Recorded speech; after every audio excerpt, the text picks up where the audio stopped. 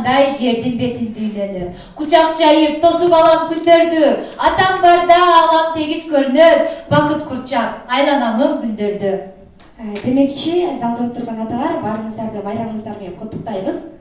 Алладан биз кечебедим, жан ата жан жүрөгүм. Санамдын күч кубат демесиң, сүрүт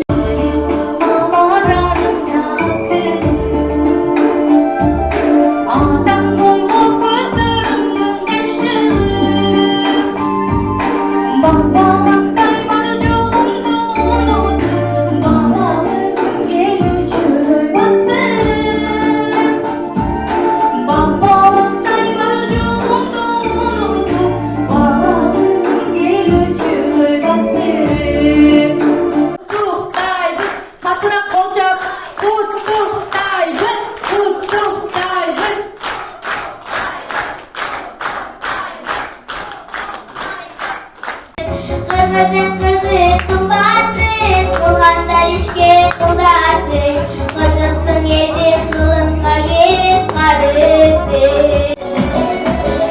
Yakşı güveni